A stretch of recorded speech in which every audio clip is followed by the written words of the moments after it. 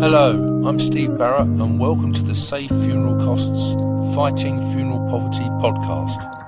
During these podcasts, I will be interviewing people associated with funerals, bereavement and grief. Thank you for joining me. Today I'm talking to Rosie Inman-Cook, who's the manager of the Natural Death Centre and also the manager of the Association of Natural Burial Grounds. Have I got that correct, Rosie? That's perfectly correct. And just to add, charity, Natural Death Centre. Yes, charity. Yes, most important. Well, thanks ever so for coming on today. Would you like to explain to the listeners about the Natural Death Centre? Okay.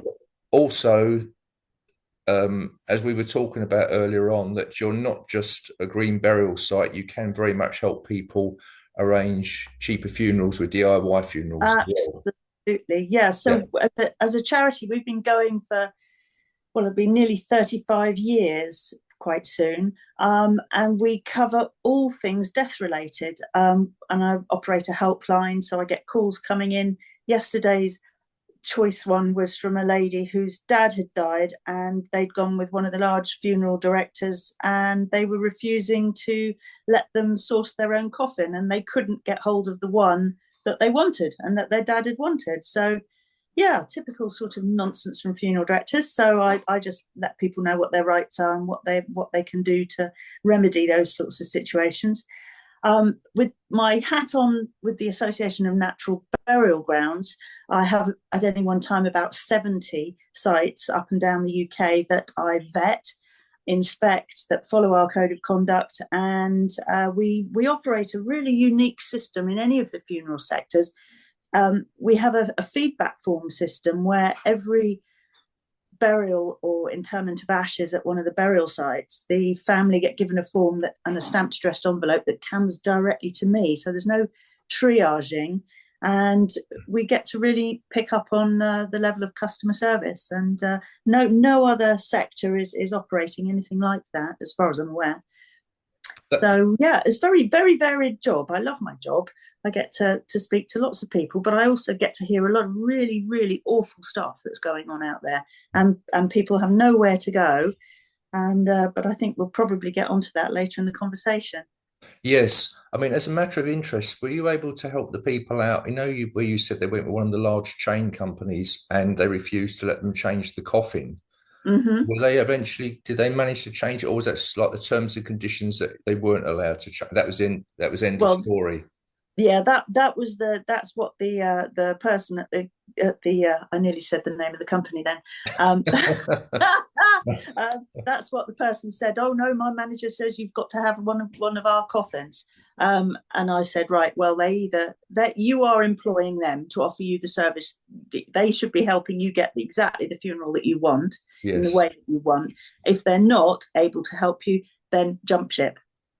And just pay them for the collection and storage so far, and go elsewhere. Yes, yeah.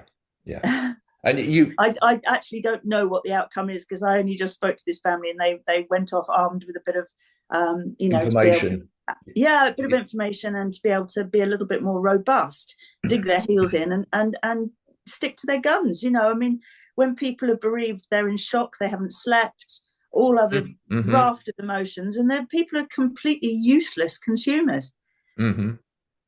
And the funeral industry knows that, and will sell them what they want them to buy. Well, yes, as you say, they're in a very vulnerable condition, aren't they, at the time? Absolutely. It's not fair. It's not nice. No.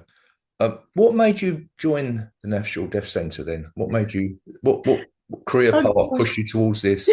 At the end of the last century, when I was a mere girl,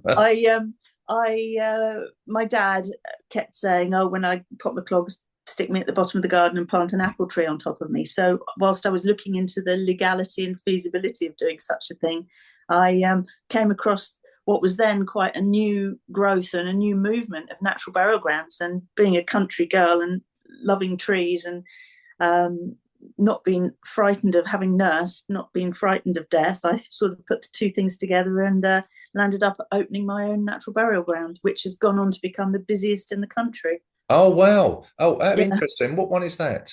That's South Downs Natural Burial Site down in Hampshire. And it's Yeah. the, is it, you say the busiest in the country now then? Yeah, I believe so. I think they've got nearly 3,000 people in the ground. I, Wow.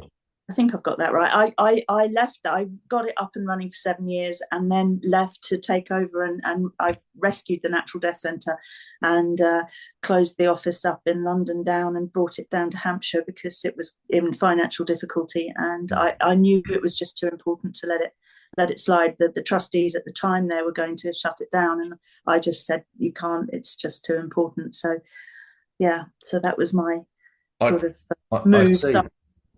I imagine it must be quite hard raising the money as well, mustn't it? Because obviously you're oh, a charity. yeah, it's dreadful, and it's got worse since COVID. I mean, we rely on donations from people that we've helped. I had one check for £50 yesterday, which was rather nice. So that'll help, sort of pay some of the postage and the Mhm. telephone bill and stuff.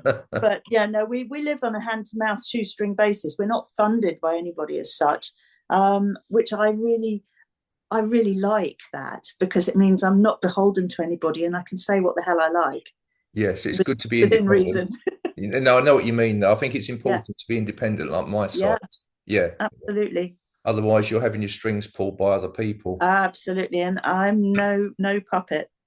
No, no. I Uh, how does might be a bit of a muppet, but I'm not a not puppet. a puppet?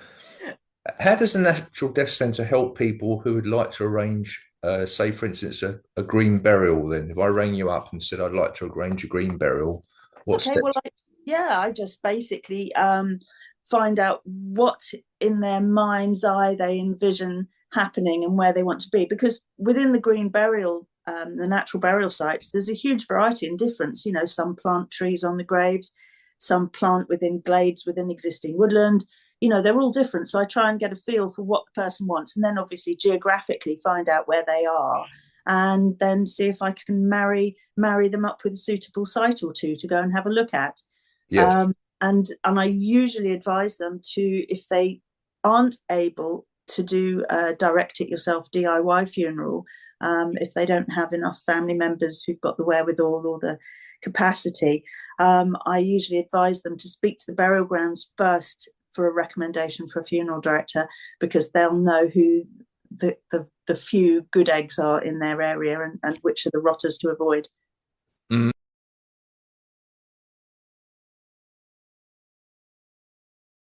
it's very good that you guide them like that.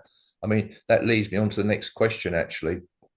Now, according to the Sun Life Cost of Dying report, approximately 80% of UK adults do not shop around for funeral costs. Instead, opt in for the first funeral director that they come into contact with. Sorry, when I say 80%, I think that was 2 years ago. I think it's dropped to about, she's good, it's dropped to about 60% now. Uh, Excellent. yeah, that's good news, obviously. But in your experience, what are the main benefits in having a green burial instead of a local funeral director? Okay, that's well. So we're talking about two separate things there. The first point you made about people going with the first funeral director they think, and Yeah, that I believe that's because most people are under they just misunderstand the situation. They think that all funeral directors are much of a muchness, and they all must be sort of regulated or in whatever way, and they don't realise that they vary hugely in their costs, their mission, their facilities, their manners. ethics. So people don't, yeah, absolutely. They don't, Yeah. the public don't appreciate that. But if that number is dropping to 60 something percent, well, then maybe maybe we're getting through eventually. And maybe based on some of the current court cases and scandals that have been happening around the UK, people are starting to think, oh, okay, maybe they're not as straight as they all come Well, across. You know, yeah, I think a lot of people don't realise, the general public, no disrespect to them, that, well, I think that most of the public assume that undertakers are regulated, and of course they're not, are absolutely. they? Yeah.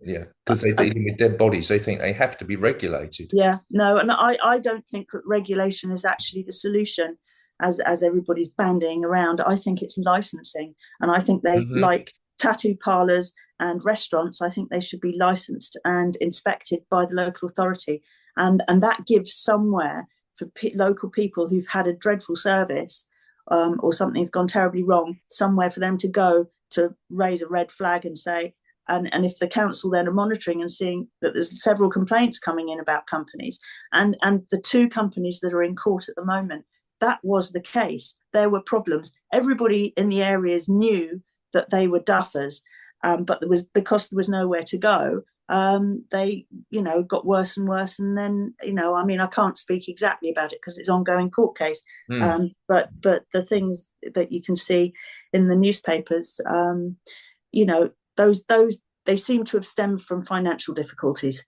Yes, and that would have been flagged up. That, for example, that I know that the crematorium for one of these always complained that they hated this foam coming in because the bodies always were smelly and it stank the crematorium out. I mean, that just shouldn't happen, and that should have been a serious red flag, and the crematorium should have been able to go somewhere and to complain. So I think licensing is the way to go, and if I can be of any help or talk to anybody at a governmental level about that, I would be very grateful to give my 26 years of experience. Yes, you said that when we were talking last week that you think that licensing would be far more effective than regulation, didn't you? Absolutely. Because you said, and the reason for that was, correct me if I'm wrong, but you thought that regulation would be too expensive to enforce. Is that correct? Yeah, and also, who's going to do the regulating? It'll be the big moneyed groups of funeral directors, no doubt, or their cronies, and then they're not the ones to do it. It's like the police inspecting the police, isn't it? Yes, yeah, you need an independent body. Absolutely, and I don't know how that would happen unless you and I were adopted No. do the job, and I'm near a retirement age. I'm not taking on anything else now. On a side note, actually, so another thing perhaps the public don't realise, but a lot of the emblems or badges that you see on these funeral sites are bodies set up by people in the funeral industry as well. They're not actually independent bodies, are they? No. They're just trade associations. Yes, and they're there for their members. Yeah. Yeah. So on the second part of the question, then, Oh yeah. Your experience, what are the main benefits in having a green burial as opposed to just using a local funeral director? Okay, choosing a green burial is an alternative to going to a regular cemetery, municipal cemetery, or going to the crematorium. Yes. Obviously, it's nothing to do with the funeral directing. That's just how you get there. The benefits. No, sorry, I'm not making myself very clear. Sorry, what I meant was some people might be wanting to conduct a DIY funeral and have a green burial. What would be the advantages in your eyes over that than just using, say, a local funeral director? Having a standard. Okay. Sorry, I didn't explain myself. Yeah, that's okay. Well, no, and again, you see, DIY funerals where you make all the arrangements and transport the body yourself. You can do that and go to the crematorium. You can do that and go to the regular cemetery. That's not limited to just natural burial grounds as your destination. Yeah. The advantages are, well, for a start, you're going to save probably nearly $3,000 on funeral directors' fees, which means you can put a very good spread on afterwards for everybody. Psychologically, if families are able, it gives them something to focus on. And it gives roles for people, which I think is really important. From my experience, the families that come back to me afterwards and who've done this, they'll say how actually they did the last thing they possibly could for that person. And they often say, I think Mum would have been really proud of me. Yes, it's more personalised, isn't it? Well, absolutely. You've not got, it's time rich. Also, time rich. You've not got a bunch of people in suits standing in the background, looking at their watch, thinking, come on, family, I've got another one at 3:00. So, families have got they can laugh and they can cry and they don't feel they're being watched or hurried in any way. It saves loads of money. And in all my years of talking a family through it, and I must have spoken to thousands of families, the ones that have bothered to come back to me afterwards with feedback, not one of them in all those years has said, Rosie, it was a big disaster. We should have used professionals. Not one. Not one. They've all said, everybody was really helpful. We had a fantastic day. And as I said, Dad would have been really proud. Yes. So those families that have got four able-bodied people, and that the deceased wasn't 40 stone or something, then it's relatively straightforward. And Yes. I encourage people to really think, yes, you can do this. It's not rocket science. You No, know, this is a very important point you bring up, actually, because when I spoke to other people about DIY funerals, one of the main thing, I don't know whether you've encountered this, that puts them off is the paperwork, sorting it all out. there's very little. Yeah, there is very little because this is not, if you look at an undertaker's bill, you'll see that a lot of the costs are, sorry, is it unfair to say that? A large proportion of the costs are administration, aren't they? The actual paperwork. I really don't know where they get that from. It's just a few forms. I mean, the family have already gone and registered the death, and that's probably more time consuming than the rest of it. If you're doing a cremation, then you've got slightly more paperwork, and most crematoria, there are 6 in the country who are obstructive, all owned by one organisation, and why they see the funeral directors as their customers and not the general public as their customers, I don't quite understand. Oh, right. But if families need to go and sit with the crematoria staff and go through the paperwork, I mean, the crematoriums are obviously a little bit twitchy because their equipment is very expensive, and they don't want families putting something in the coffin that's either going to burn off, giving off dreadful emissions, Yes. or explode, Yeah. or melt and weld onto the inside like glass lens spectacles, or I don't know, something, or a bottle of whiskey or something. Yeah. And they know that the funeral directors know the rules, but so the families just need to reassure them that they understand and go through the paperwork with them, and it shouldn't be a problem. No, and I know it's not a very nice subject to talk about, but if the deceased did have something like a pacemaker fitted, they can always use the local funeral director to remove the pacemaker, can't they? Yeah, Try find to, a funeral director who'll just do part service. yes, yeah, Yeah. yeah. I think it's important to point out because, as in, again, a lot of people think that everything has to be done by a funeral director, and there's mountains of paperwork. No, the funeral directors will lead you to believe they try and Yes, yeah, justify their existence. Yeah. yeah, yeah. Um, I come across as being really anti-funeral director. They're crucial for a lot of families, but it's finding the good ones, yes, the find it, yeah, ones, the reasonable ones. That's the trick. yeah. I mean, apart from the things we've just been talking about, what do you think are some of the most common misconceptions people have about green burials or natural burials? Probably that it's exclusively for tree hugging hippies with cardboard coffins. No, I mean, out of the hundreds of people I've buried, if there was a common theme, it would be that they are people who were ramblers, they're bird watchers, they're keen gardeners, they're people who like the outside and nature. They're not necessarily people who are that fussed about the environment and worried that by going to a crematorium they'll be emitting part of the hundreds of thousands of tons of CO2 that come out of the chimneys every year in the UK at crematoria.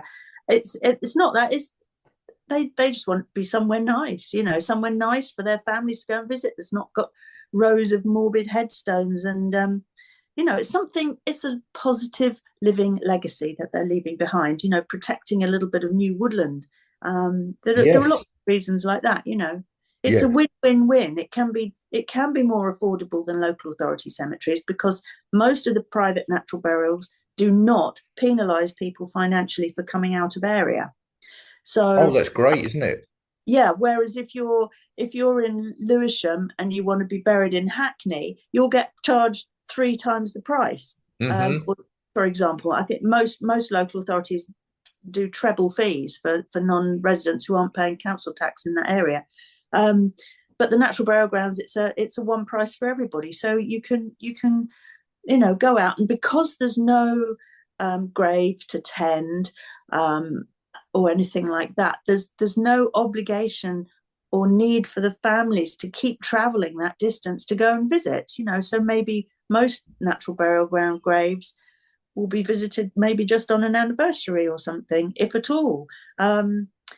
the exception being young and tragic, and families who are desperately unhappy, and most natural burial grounds will have at least one person who's there every week to Oh sit at yeah, the grave, yeah, yeah. because they haven't been able to move on for whatever reason. Uh, um one question as well that's I hear a lot is that obviously embalming is quite popular, isn't it? If you want to use that word, it's the funeral directors, especially those who haven't got very good refrigerated facilities, hmm. have pretty much have to embalm, because they're there's several different things to talk about here. Delays in funerals have become longer and longer. It is now quite usual for somebody not to have a funeral for a month after they've died, which Mhm. is outrageous, and totally unnecessary. The funeral directors will blame everybody else. There's various reasons for it, but I like to, I think I know that for a lot of funeral directors, they like to have steady work. And as anybody in the funeral sector will tell you, funerals are like pre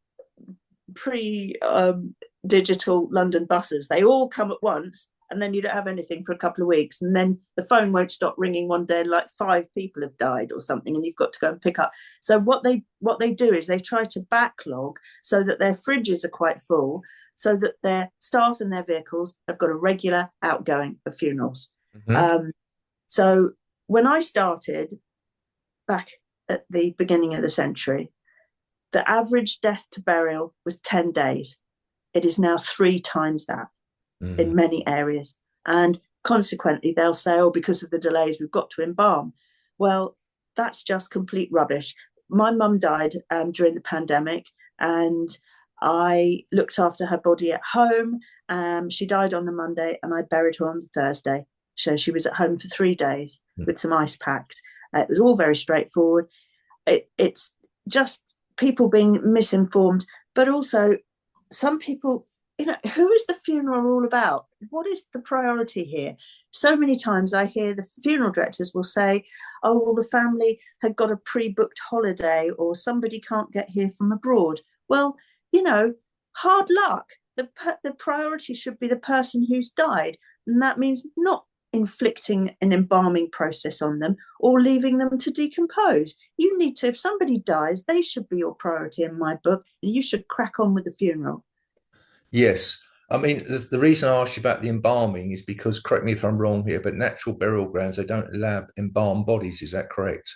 Proper natural burial grounds will not allow embalmed bodies because of the litres of toxic chemical Yes, going yes. around. Yeah. There are so-called natural burial grounds out there. A lot of them opened and run by funeral directors who want to get their hands on all the disbursement money, that accept embalmed bodies, and Oh, they call themselves woodland burial grounds or meadow burials. You need to be really careful as a consumer. The wagon has been jumped on by people who think they can make a fast buck. I see. So, again, I'm not explaining myself very well here. When people, if someone rather wants to be a green burial before they die, if it's arranged that way, or the family wants to have arrange a green burial, but the Mhm. undertaker turns around and says, "Oh no, we've got to embalm." Well, What then do you you're see what I mean? It's going. a sticky wicket. So what I do you either advise them there? either the funeral director is lying to you, which is quite common, or you're going into a natural burial ground that's actually doesn't give a monkeys about the environment, and that would also be reflected in the fact they don't know what they're doing with their habitat management, their tree planting, Yeah. and various other things. So that would be a red flag for me. Okay, so if the funeral director turns around and says we've got to embalm, the customer can say, "Oh no, we want the body refrigerated because we do want to have a Yeah, green burial." yeah, and, Yeah. and the thing to do is to say what refrigerated facilities. If they just say, "Oh, we have an air-conditioned, cool room," that's not good enough. You No. need a proper shelved fridge with the temperature at 4 degrees or below. And if the funeral director doesn't have that, go to a different funeral director. Yeah, right. And what do you think? What do you think may change in the funeral industry? Say over the next 2 years. I don't know, got a crystal ball. What do you think might happen? I should say. Well, if they have anything to do with it, absolutely nothing. They're a bunch of old fossils. They hate change and they don't like to be told or advised or anything. They like doing things as they've done them for decades. That's the problem. So I shouldn't think much will change. I mean, the biggest change that has happened over the last 10 years or so is the extraordinary rise in the number of direct unattended cremations, Yes. mainly fueled by multi-million-pound advertising policies on ITV during the daytime to afternoon television, which a lot of elderly people get to see, where they're sort of talked to about, not being a burden, not costing their families lots of money, and yeah, it is much cheaper, and for some people, it's a perfect solution. I'll talk to people who single elderly. I tend to call them the solitaries, people who they've maybe outlived everybody, and the only contact they have is a carer, and Yes. they'll say, well, my funeral director is quoting me £4,500 for the funeral. Why should I spend that sort of money just for my carer to sit in a crematorium for 20 minutes? It's not needed. And so for them, a direct unattended cremation at £1,000 or £1,500 is a far better solution. But there's a lot of mutterings within the sector from celebrants and people like that saying that unattended cremations are maybe not the right thing psychologically for those left behind. No, But no, no. but I think a lot of people have chosen it and think that this is a good idea also because of the way the funeral sector has behaved for the last few decades, where people see funerals as production line, expensive, impersonal, and it's a backlash against what's been offered for the last few, for decades. Nobody likes going to a crematorium, do they? Everybody mutters about, all the fleets of posh cars, and that actually, what is it that everybody always says? You never see a poor funeral director, and all those sorts of things. So I think that maybe the sector has brought it upon themselves. This huge rise. I was speaking to somebody in Scotland the other day, one of our natural burial grounds, and she'd been talking to the crematorium staff, and 7 out of the 10 cremations the previous day had been unattended. Wow. And I believe it's now 20% Mm, nationally. mm, Whether that's 20% of cremations or 20% of all funerals are now direct unattended cremations, mm. I'm not sure. But I mean, that's the biggest, most extraordinary change of events Yeah, that has been that I've witnessed. yeah, Um, but again, it's cremation. It's putting all that CO2 from your. People don't understand that your body's got a load of carbon in it. Your yes, coffin has a load of carbon in it. If you're buried, that carbon has been taken out of the carbon cycle and locked up in the ground. It's yes. sequestration is the word, isn't it? But if you liberate it through burning, add that to the carbon in the fossil fuel that's being used, and you're producing thousands and thousands of tons every year. Oh, yes, yeah. It's extraordinary. I know in America they have water cremation as well, don't they? Where bodies are Yeah, resumation, resumation, yes, or aquamation. I think that's. acclimation, and there's also Yeah, natural composting in some states in yeah. America as I'm well. I'm I'm really not a big fan. It's just overcomplicating it. It's like cremation in a way that the families are having to pay twice Yes. to, for want of a better word, dispose of their dead.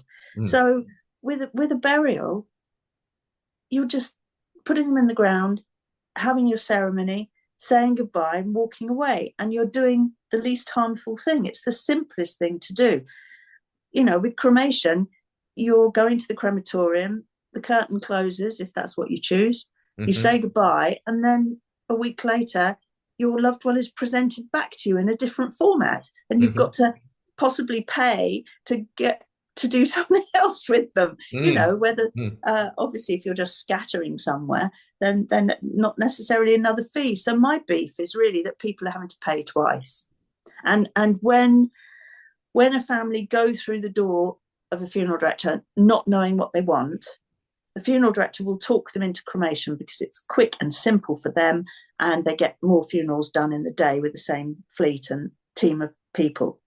So they're pro cremation. That's the first thing to say. And when they present the options with the price, they're going to say, well, a burial is going to cost you £5,000, a cremation is going to cost you 3.5, or something similar. Yes. Usually more. Yeah. And the family will go, oh, well, mum wouldn't want us to spend too much money. We'll go for cremation. Good choice, says the funeral director, and they'll tick the cremation box. But they're not then told, well, what are you going to do with the ashes? And if you're going to inter the ashes and book a plot somewhere where you can have a little flat stone in the ground and go and put a vase of flowers, which a lot of people will choose to do, that's going to cost you Z. Mm-hmm. So you've paid probably more than you would have done if you'd paid for a burial in the first place. So my point with the resumation and the composting is that you're paying for those processes, but then with resumation, like with cremation, you get the bones, crushed up remnants back again, and you've got to decide what you're going to do with them. And with the composting, you've got a few wheelbarrow loads of human compost. What do you want to do with that? I think that's very unpractical for a lot of people in the UK. I know in America, where they've got more land and people wider open spaces, so it's only, of course, legal in a few states in the United States as well, not legal all over. Yeah. But why? Why not just be buried in a natural burial ground and have a tree planted? I know I'm biased towards that, but it absolutely makes sense. And the other options don't make sense financially or environmentally, really, do they? And the resumation thing, I know Desmond Tutu had a resumation in South Africa, but there's the energy, there's the production of the chemicals, there's the transportation of the water and the chemicals, then there's the disposal of the effluent. Yes. How can that be a sensible thing to do? It's not a gimmick, but I want to use the word gimmick. And but as you say, I do agree with you. A natural burial is the simplest way around, and it's probably one of the most cost-effective. Beautiful. It's good for wildlife. Yes. It's good to protect a little bit of the country. And then the other thing, the Leave the Land for the Living Brigade use, which is the slogan that the Cremation Society of Great Britain started in the 1950s or so. I think it was them. It instilled in so many generations of British people that we can't bury everybody because the whole country will be covered in cemeteries, and cremation is the solution. Mm. It's an apps. If you do the maths on land and the space required, if we buried every single person, I did this once. I sat down and calculated it. If we buried every single person in the UK, and that's 500,000 to 600,000 people a year, it would take something like 2,000 years to use up all the land. 2,000 years is a mighty long time, and you can reuse that land several times over. So, and I did it. I looked at it from a different way with regards to if 2% of farmers got permission for a natural burial ground, we could actually bury everybody. Yes. And they would be creating nice bits of woodland and green projects, Yes. And a fraction of the target that the British government has for reforesting the UK. I think I can't remember the figures now. It was something like they wanted so many 1,000 acres of new woodland planted every year. And if we buried every single person, we'd only take up 1/100th of that calculation. I think that's what it was. It was a tiny amount, yeah. And we could be burying everybody and getting the trees. So it makes sense. We're running out of time. Thanks ever so for talking. And just before we go, though, I wanted to stress to everyone that you can help people. As I said, you're not just a green burial organisation. You can help people save money on DIY funerals, and you give advice as well. Yeah, I think you need to make that very clear, because a lot of people don't know that about you. They just think you're a green burial site, you see. So yeah, absolutely. To make that crystal clear to everybody listening, if they tuned in at a later stage. Thank you. Yeah, I send out PDFs on, and I have advice documents, and this is all free Yes. to people how to, we haven't touched on private land burial, how to bury somebody in your garden and what you Yes. have to do, because Mhm. it's surprisingly easy to do in the UK. So I have information on all these topics Yes. and Yes. more.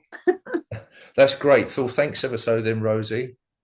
You're very welcome. Keep in touch and let me know if I can help accompany you to any meetings you have with anybody important where we might be able to change the world. Yes. Oh no, I certainly will do.